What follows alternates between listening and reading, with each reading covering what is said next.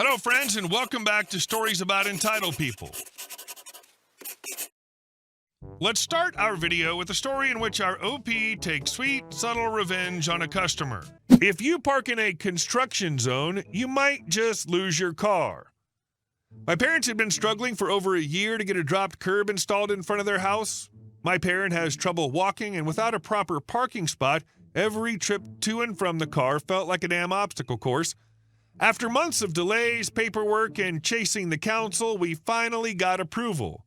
The workers were scheduled, the permits were set, everything was finally falling into place, and then, of course, the neighbors ruined it. On the very morning that the workers arrived, the spot where the curb was supposed to be dropped was completely blocked. The offending car belonged to our neighbors, who had conveniently gone on holiday, leaving their car right in the way. The workers couldn't do a thing about it. The best they could do was spray paint "No parking" in massive letters across the pavement in front of our house, letting everyone know that this was not a parking spot anymore. And then we waited. Luckily, someone in the vacationing neighbor's family got wind of the situation and decided to do the reasonable thing. They came over and moved the car. Crisis averted, right? Not even close. Now we had another neighbor, the kind who lives to be a thorn in your side, the kind who watches from behind the curtains, the kind who glares at you when you park anywhere near their house, and the kind who would cause problems just for the sake of it. This neighbor saw that the space was now clear. They saw the giant, freshly painted "No parking" sign, they saw the construction markers, and what did they do? They parked their car right in front of our house. Let me be clear, they had a perfectly good open spot right in front of their own house, but no, they deliberately chose our space. This was no accident. This was a power move. I knew for a fact that if the situation had been reversed, if they needed work done in front of their house and I parked my car there instead, they'd be at my door in seconds telling me to move. But now, they were acting like it was their God-given right to park wherever they wanted. Well, they made a mistake because I had a plan. At this point, I wasn't about to go knock on their door and argue. That's what they wanted, a chance to make it a whole thing, to argue, to drag this out. Instead, I made one simple phone call. See, since we had an official council approval for the dropped curb installation, and since it was now an official no parking zone, any vehicle parked there was legally obstructing construction work, which meant it was tow truck time. About an hour later, I was sipping my tea by the window when a beautiful sight appeared down the road, a tow truck rolling up. The driver got out, assessed the situation, took one look at the giant "No parking" sign painted on the pavement, and got to work.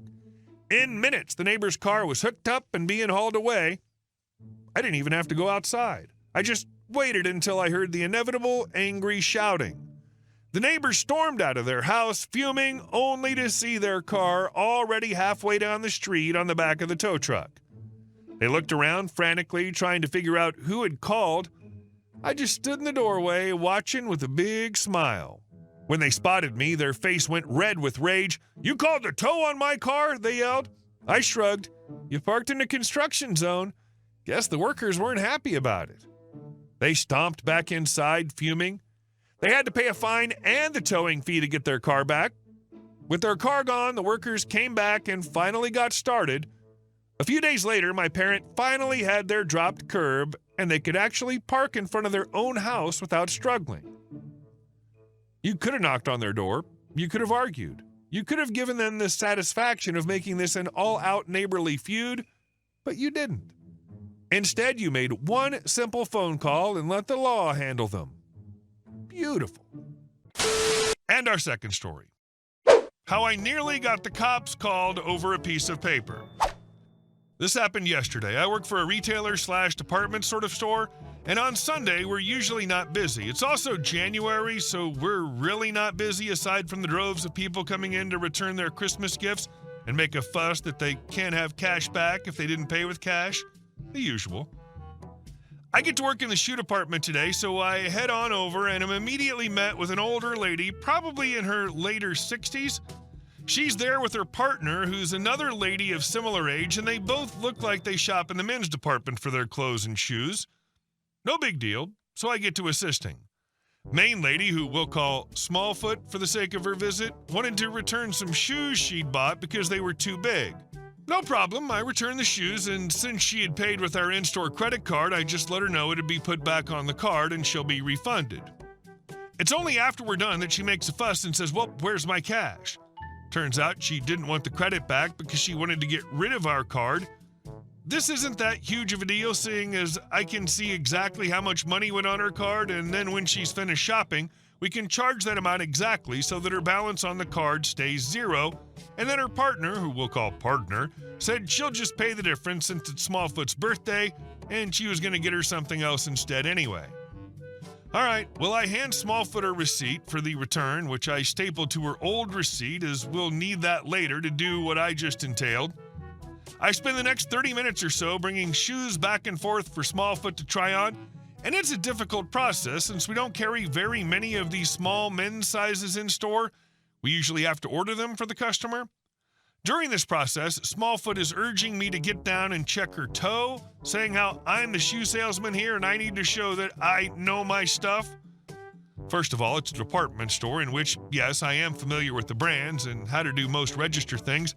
But lady, I work here part-time from a seasonal gig I grabbed a couple of years ago, only on the weekend, and the sort of people who are staffed in these areas are by no means a purebred shoe salesman shining a pair of legit leather shoes in their store window up in Atlanta or something. Second of all, I just found this weird since this is something a kid would have done by their parents, pinching on the toes of the shoe and telling them if it's too big or not, or a wife or husband smooshing up their spouse's shoe in a similar fashion. I wing it just to be a good sport, but like I said, I'm a cashier, and the most I can legitimately do if you have a shoe size question is to put your foot on a metal measure and show where your big toe is so you can see what to get. Gripe over smushing your toe in the shoe is not going to tell you anything. After we've picked out 2 pairs of shoes for Smallfoot, I get to ringing them up. First, I have to look up their credit card number in our system since they apparently already tossed the card somewhere and had no plans on using it again. I then go the extra mile to run it and see if they had any rewards, which would give them another $10 off. Considering they probably just got it, they didn't have any rewards for me to apply, but that's okay. All I need now is the return receipt I mentioned earlier to make sure I charge them the right amount on the card. Well, Smallfoot decides that she doesn't have the receipt and that I still had it. I do a double take around my wrap stand, looking under the few shoe boxes we had lying around and glance into some drawers and even the trash can just to make sure I didn't swipe it off into the floor or something. When I don't find it, I'm like, no ma'am, I don't have it. Could you have left it over there trying your shoes on perhaps? The fact that I dared even suggest that maybe she had misplaced her receipt somewhere, which couldn't have been far, really enraged this lady. She got this really gruff and aggressive sort of way of expressing herself, and she comes around the register and tells me to let me dig through the trash because y'all are no good slimy liars stealing receipts. At this point, me and my ringing mate are just speechless. I let her peer around the counter while I dig through the nasty trash again and show her there are no receipts. Smallfoot then proceeds to accuse my ringing mate of stealing the receipt then. There was a line forming behind this as it happened, by the way, and by the time we resolved it later, they'd all gone. However, while they were waiting, I could see their eyes get big as this lady just pitches a fit about how she's going to call the law on us for stealing her GD receipt and yada yada. Son of a 2 biscuit eaters, these cashiers are. Eventually, the voice of reason, partner, urges her to check her pockets one more time. Guess where the receipt was? After handing it to me so I can do my thing, Smallfoot claims I need to walk away. I've got to cool down, like it was all my fault that she was up in a huff and ruining her blood pressure. I finish up the transaction just as planned with partner, and with a weak smile she claims, "So sorry, y'all," and heads off to find Smallfoot, who's stalking up and down the aisles now, throwing angry looks at my ringing mate. And that was only my first customer experience of the day. Remember, kids, grand receipt theft is a real problem in retail. One of those things I would go into the back office and rewind video from the security camera and laugh with a few coworkers about how crazy she was. And our last story. Steal my sleep and my electricity? Enjoy some midnight engine revving. In the early 2000s, I was renting a small house in a quiet neighborhood that was unfortunately situated right across from a rather peculiar family living in an old mobile home. The patriarch of this odd family owned a surprisingly expensive brand new pickup truck, clearly more valuable than the place he called home. This truck, however, had an alarm system that seemed calibrated by the devil himself, as it consistently blared out its loud, obnoxious alarm at precisely 2 a.m. and 5 a.m. every morning without fail. After several weeks of enduring this rude awakening, I decided it was high time to confront the owner. One afternoon, summoning all my patience and civility, I crossed the street and knocked on his door. He answered it with an indifferent, slightly hostile stare. I introduced myself politely, explaining my situation, that I needed to wake up early for work and was losing sleep because of his truck alarm. I even offered a friendly smile and asked if he could perhaps lower its sensitivity or have it checked. Instead of the understanding response I hoped for, he curtly told me to go F myself and slammed the door in my face. Frustrated and defeated, I retreated back to my own home. A few days later, I came home early from work to an unusual sight. There was a strange cord, obviously hidden poorly behind some bushes, snaking across my yard. Curiosity turned into suspicion, and I followed the cord's trail. Sure enough, it led directly into my seldom-used backyard outlet. They were blatantly stealing my electricity. Fuming at the audacity, I began investigating further. I discovered that they had been running this cord discreetly through their yard and across the street to their mobile home, powering who knows what devices and appliances. It was unbelievable how brazenly they'd invaded my property to pilfer electricity, especially considering the disrespect I'd already received from them. Even though every fiber in my being screamed to call the authorities or confront them again, I took a deep breath and thought better of it. I'd already decided this wasn't the neighborhood for me, and I'd begun searching for a new place. Within days, I found another home to rent, but I knew I couldn't let these neighbors off the hook entirely. Determined to teach them a lesson they wouldn't soon forget, I planned my revenge.